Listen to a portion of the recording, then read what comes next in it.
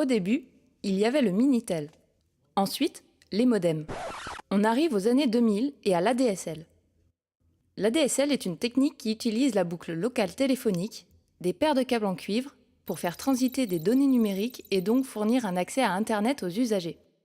Il est possible de faire transiter à la fois le signal téléphonique classique et le signal ADSL car ils utilisent des bandes passantes différentes. On parle de multiplexage. L'ADSL 2+, utilise la bande de fréquence qui va de 138 à 2200 kHz et les techniques comme le VDSL utilisent une bande encore plus étendue.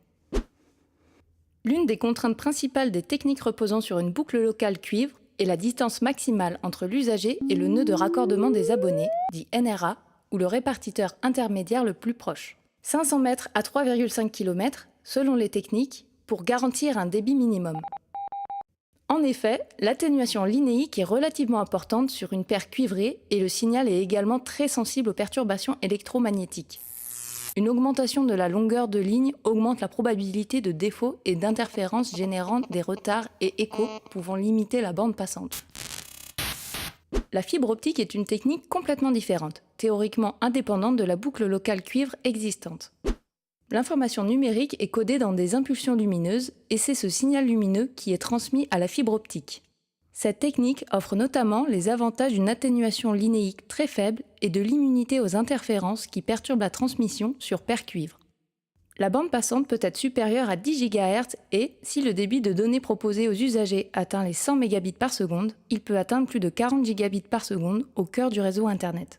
Une fibre optique est constituée d'un cœur, généralement en verre, et d'une gaine en verre également.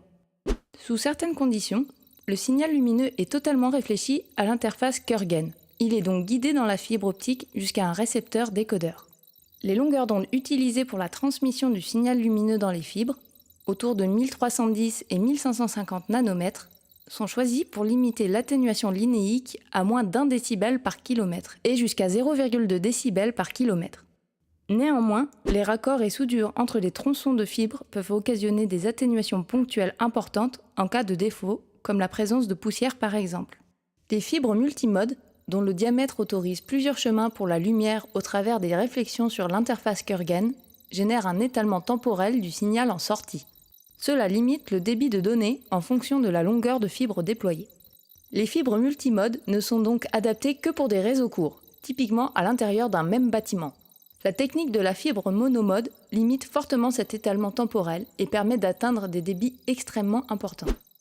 Le déploiement de la fibre dans la boucle locale, pour remplacer tout ou une partie des paires cuivrées, s'intensifie depuis le début des années 2010. Le raccordement à la fibre se fait rarement de bout en bout, mais elle doit néanmoins être déployée jusqu'à moins de 100 mètres du terminal. Cette activité de déploiement est importante et requiert un personnel qualifié pour gérer les opérations de raccordement.